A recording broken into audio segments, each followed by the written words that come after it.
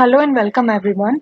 So in previous videos, we were analyzing our arrays and we were analyzing the arrays using functions as I mentioned in the previous videos also. So whatever function we had used in previous videos, they were the inbuilt function. Inbuilt function in MATLAB are something like the definition of that function are already defined, and then we are just giving the values which is the input, and MATLAB is giving the output corresponding to the function that we are calling. But now in this video, we will proceed with the user defined function.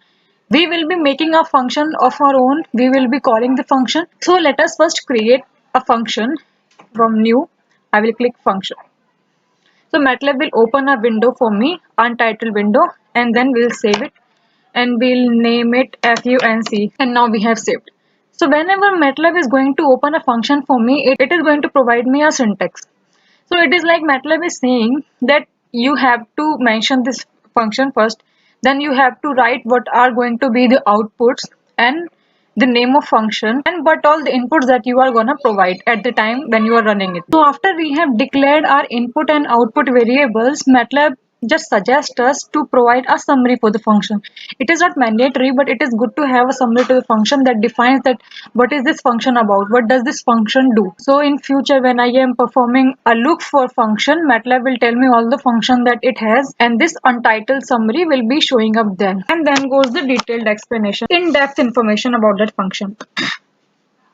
So what we will do is we will create a very simple function first. I will simply delete them. Also, suppose I am calculating the volume of a cylinder, so I only want the volume, so I am writing V here, V denoting the volume. And one most important thing is that the name of the function, which is untitled right now, it should be same as the name of the file. So my file name is function.m, which is func.m. So I have to name this func. We cannot name it anything else. We have to keep them both same. So in input, what I am going to take? I am going to take the radius of my cylinder, and I am going to take the height of my cylinder. As you know, the formula for finding out the volume for a cylinder, which is pi r square h. So the value of pi we already know, and the radius and height is something that we will be giving to the function. Then we are going to call it. So right now, whatever I am going to write here in this space between function and end, it is going to be there in a function definition. So right now what I am doing is I am writing a function definition. So this is my function name, and on the right side we can see these are the input, on the left we can see it is our output. So now what I will do is I will give v, which is equals to pi r square into h. So this is the very basic example that I am taking. So the inputs are r and h. Right side what we see are the inputs, and the value of these inputs will be stored inside the variable v, which is the output. I have created a function definition. The functions are called in a way like, I will first write it. Suppose I am writing function, and then in the parenthesis what we give is the input values. The input is r, so we first have to write r. Suppose the radius of my cylinder is 2 centimeter and the height of my cylinder is 5 centimeter. As soon as I will press enter, I can see the volume. So 62.83 is the volume of our cylinder. So when we are calling a function, it simply means that we are trying to access the function definition, and we are giving the inputs that these particular values for radius and height, you find me the volume.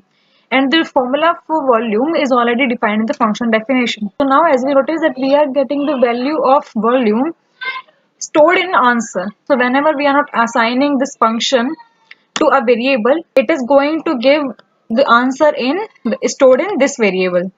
So suppose I want V. V is my volume. So what can I simply write for that is, I am writing suppose volume, volume, I will write enter. And now I can see that my volume of cylinder is for this radius and this height is this. So suppose I will format compact, is a spelling mistake. Yeah. So now suppose I want to find out the volume for different set of radius and height. So we can just simply modify the values here.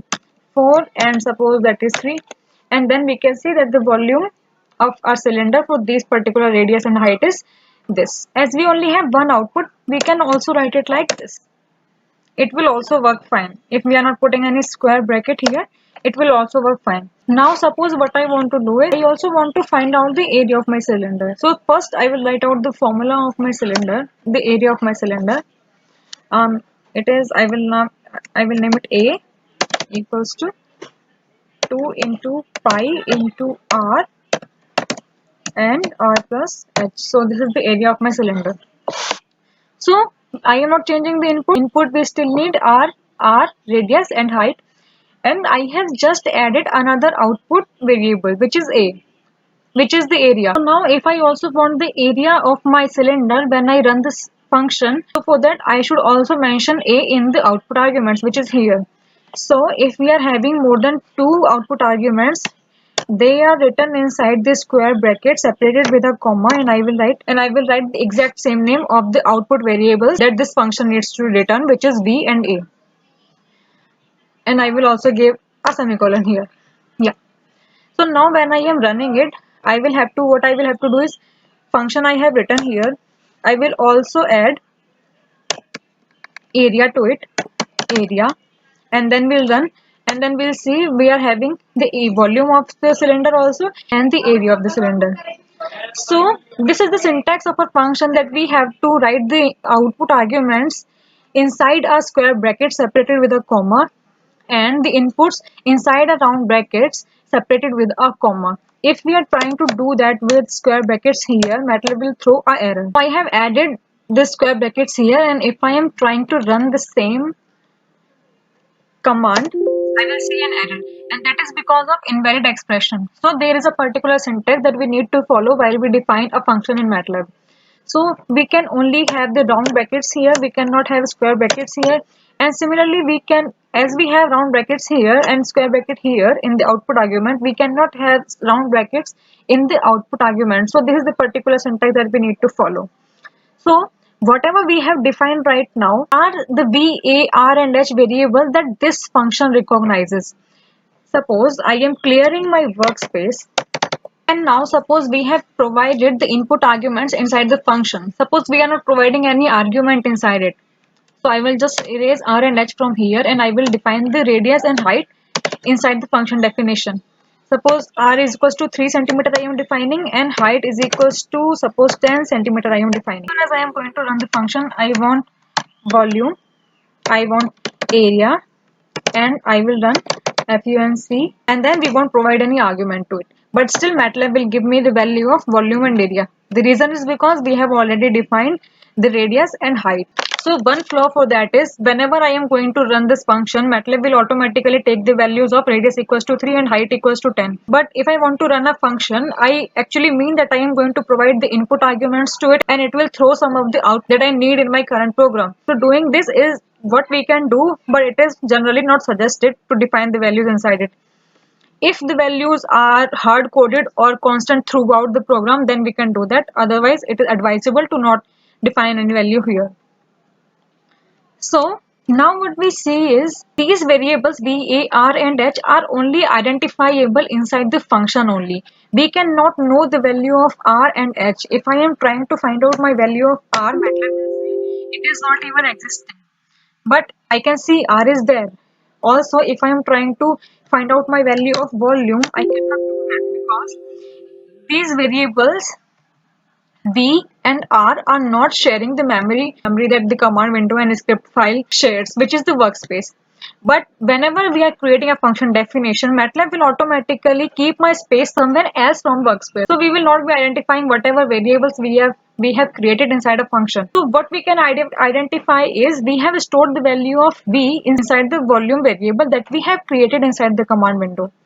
And we can also find out the value of A, which is area, in the variable that we have stored inside this. So I can also write that in a way, suppose I am writing it as V comma A equals to func and 1 comma 5. This V is different from this V because this is the V that is there in some other memory space and not in workspace, and this is the V that is there inside the workspace. So whatever variables we see are the variables that are loaded in the workspace. So it is not dependent on what what is the name of my variable I am defining inside the function, because ultimately what will matter is the value that we are giving to the function when we are calling it. So the variable that we see, r, h, or every single variable inside the function are local variables, because they are limited to the function only. They are not identifiable outside the function. So this is the reason why they are called the local variables. To identify these variables outside the function, we need to have a variable as a global variable. So this is just a basic glimpse of the function. We will learn more about the function including the global variables in the next video. I hope you guys found it useful. Make sure you like the video and subscribe to the channel. Thank you for watching. Thank you so much.